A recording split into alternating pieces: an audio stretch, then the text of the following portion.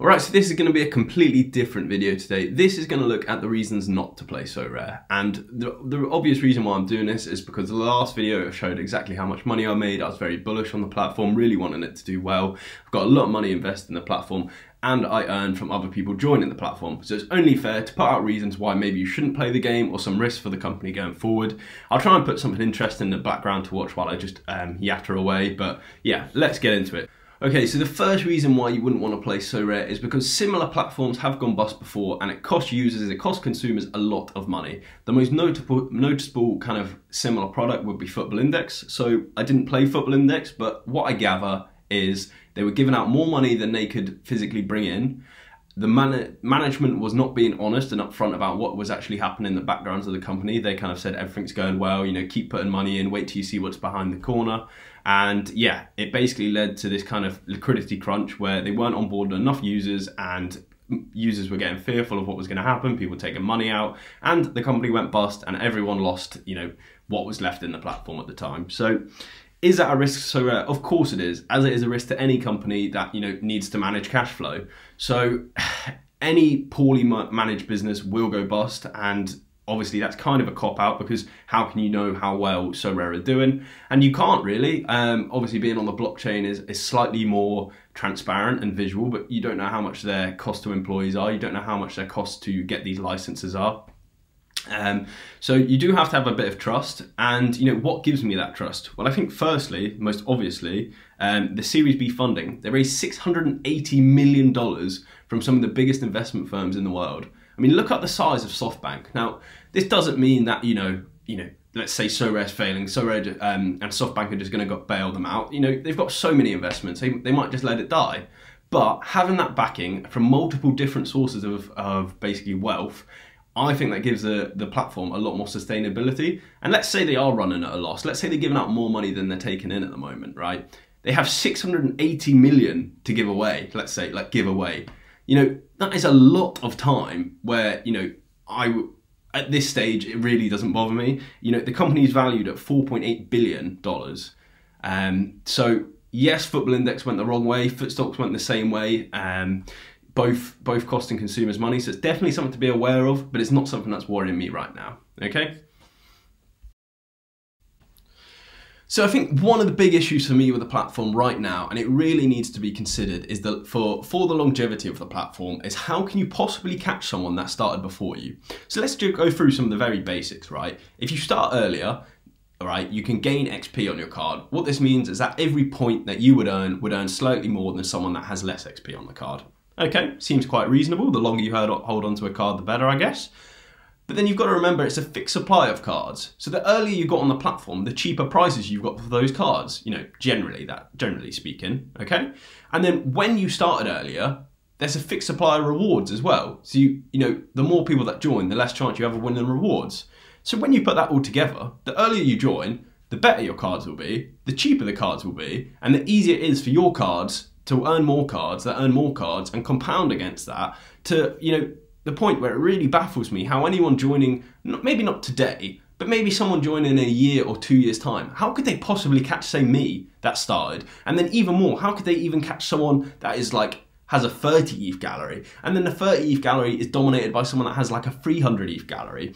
And this is kind of evidenced exactly with Blackpool. And I'm not going to go and slag off Blackpool or anything like that. I think they compete, you know, well within their rights. But the problem is they can be so successful and like almost make a mockery of the game and say, look, this is how successful we are. We're going to do a token and we'll share all the rewards. We're making that much money.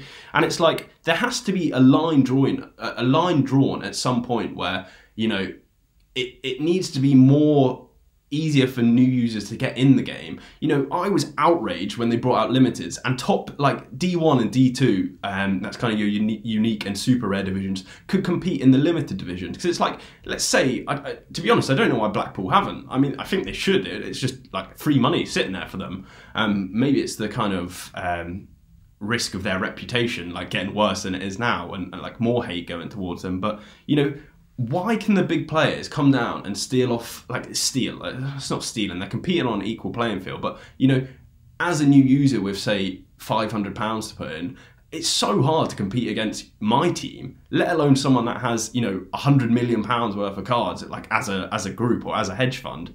And it's really something that does trouble me with the platform. And, you know, the only thing that makes it not so obvious at this stage is how random football is. And, you know, people can put up 100 scores even though they're not very good, and you just need your players all to hit on one day. But, you know, ultimately the risk I'm talking about here is that head start, right? When someone has a head start, how do you catch them? And if you can't catch them, why join the platform? There's no point. You're just giving money to people that joined before you. And then that kind of segregation of there is no easy way for new users to get involved in the platform unless you do, you know, put more money in, or you have this severe expertise in one niche of the market where you're going to try and take advantage of. And I don't think it's a particular issue right now. Like I said, it's more a year, 2 years down the line where it's like I've had, you know, 2 years worth of cards here, and you're going to start from scratch and try and compete against me who's got, you know, 8 cards out across, you know, 2 divisions. And then you look at someone bigger than me that's got every division covered with cards that are, you know, XP boosted to the max. And yeah, it is a concern for me. So, you know, they haven't got anything in place right now, but there definitely needs to be kind of a starters league, or, you know, if you've won less than 5 rewards, you go in here. You know, I'm not even against kind of competing in your same tier. So I'm in obviously the limited tier. I'm not against competing in the top, let's say 20% of the limited leagues for better rewards. I think overall the structure needs to be improved on the platform, where the further up you go, you should be encouraged to kind of just focus on that kind of niche, that kind of, let's say you should be a Division 2 player, and there should be the rewards there where you wouldn't ever want to look down and say, oh, I'll play D3. Like, the only reason you should be looking down is, oh, do you know what, it's a bit of fun, yeah, I'll chuck this in. You should really have to kind of craft a way. So it's very difficult to explain, but in short, if you have a head start, you know, there is no catching a head start at this stage in the game, and there needs to be kind of level the playing field a little bit, okay? Not completely, but more level the playing field. That's all I'm asking for.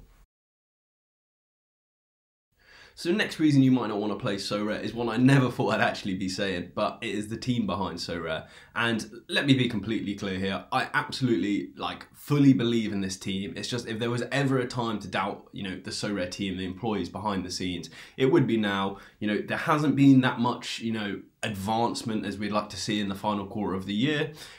Something as crucial to the game as rewards seems to be being not overlooked, but, you know, so overly complicated, so not solved, so not improved, to the point where it's like, okay, that's the first kind of question mark I've ever seen against them. Very active in the Discord, you know, hopefully bringing in more people, but, you know, it's not changing quickly enough as, you know, a company this size should be. I said it's worth 4 billion, right? You know, you expect changes to be made at, like, the flip of a hat, or whatever the expression is. So, you know, that is something I've got to put out in the clear here. I've seen people saying, oh, it's because they're based in France, and you know, borderline racist comments like, oh, all the French are lazy and stuff. Like stop saying that, right? That is just not right at all. I think it's probably just quite hard to bring new employees into a business where you really want to strive for success, and they do have this kind of weird policy of mainly just employing in France, which they really need to kind of get out the window now. You know, it's 2021 going to 2022. We need to be more open to kind of working from home, and, you know, all coming together at certain times of the year. But, you know, yeah, I'm not going to rant on it, but you get the point, I'm sure. So that would be one point. Another point that does kind of slightly concern me, but doesn't overly concern me, is oversupply. So with these cards getting minted every year, you know, what does a platform look like in 3 years? You know, is on the current user base, on a projected user base of high growth, on low growth, and what does it look like? Is it oversupplied? And how do card prices react? It's one of the unknowns that, you know, you can never be too sure of. But, you know, a player like me that's got a gallery where it's pretty much in place now, just kind of chopping and changing here. You know, the only time I'd look to put more money in is, you know, collectible cards, or if I really want to go and push to a division higher, or you know, something outside of the norm happens to where I'd put more money in. You know, how does it look? Are cards not really wanted? Are they really low priced? It's difficult to say. So yeah, oversupply is a little bit of concern. I saw on John Nellis's last video, he's like, you know, 15,000 cards, he's talking 15 years down the line here. That's not a lot for one player. And although he's right, there's not 15,000 Messis isn't that much in 15 years time. 15,000 I'm trying to think of my cheapest player here, Shinsuke Nakamura's. He won't be around for 15 years, I'm sure. But, you know, you get my point, that the low tier cards, you know, 15,000 users to get that many, or in 3 years' time, 3,000 users per low tier card per, yeah. Slight risk, you know, oversupply. So just keep that in mind. You know, I don't have the answer to that one.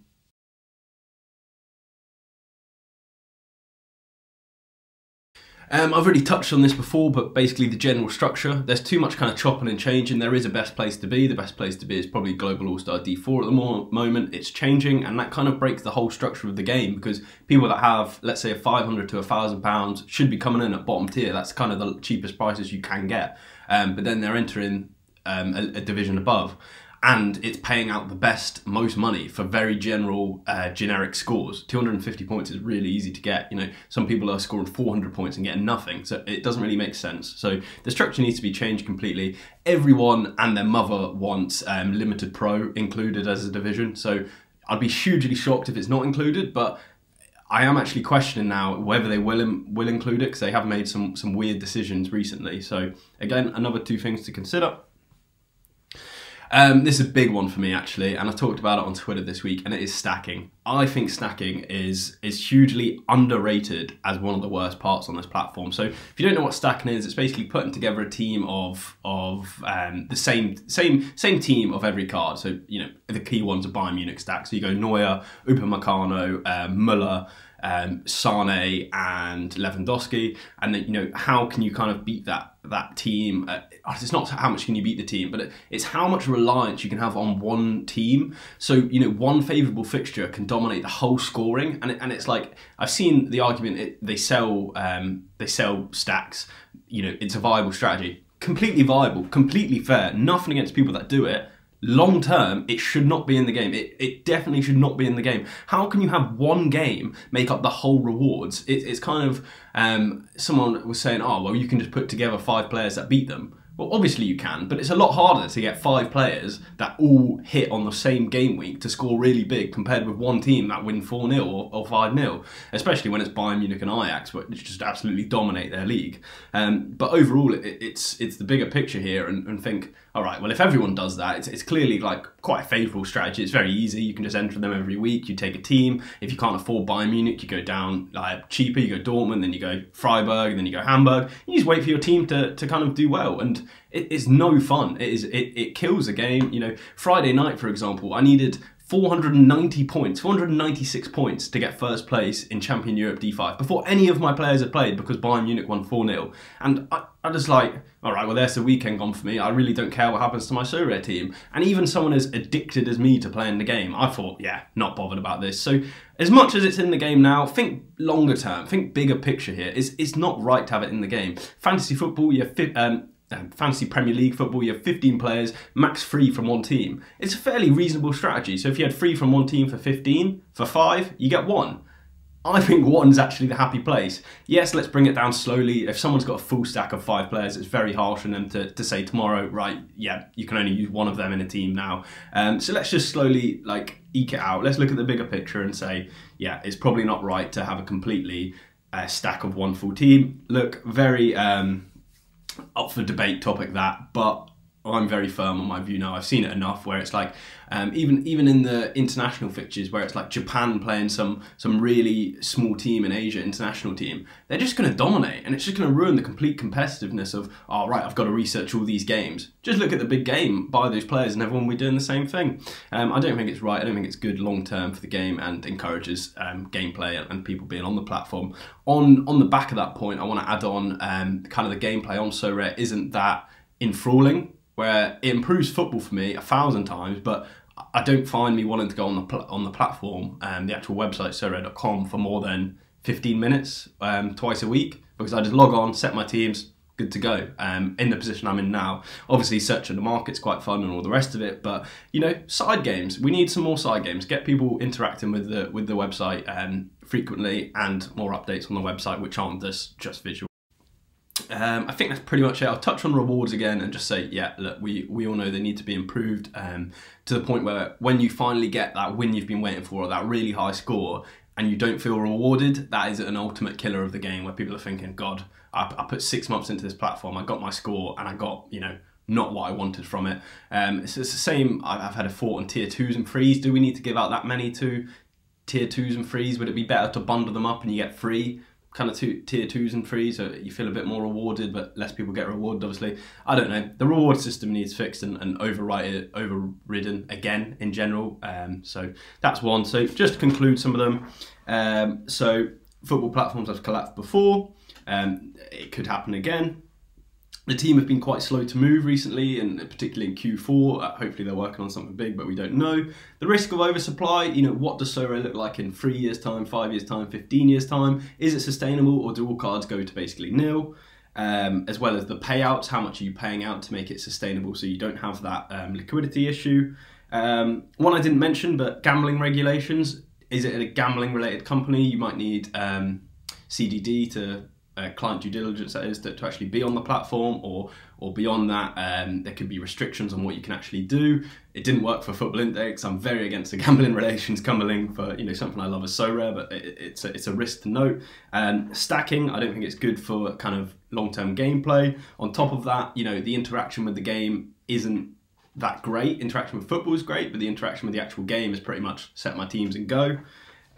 Same for the streamability. You wouldn't really want to stream it. It's very quite dull and boring. The thresholds and general structure of the platform needs improved, so you never ever want to look down, right? You only ever want to look up. You want to strive to progress because there's better rewards, there's more money on offer. The risk of blackpool, so, you know, such a big hedge fund already having such a dominance in the platform, where they can drop down to any division they want and, you know, have this compounding effect and this, you know, lasting advantage that they already have. And yeah, I think that's pretty much it. So hopefully this doesn't scare too many people. It just puts, you know, the risks in perspective, and, you know, it's risks that we can look at 6 months down the line and say, right, how many of these are still viable? Are we scared, or should we be concerned? Should we be taking more money out? Yeah, I hope this helps someone. Cheers.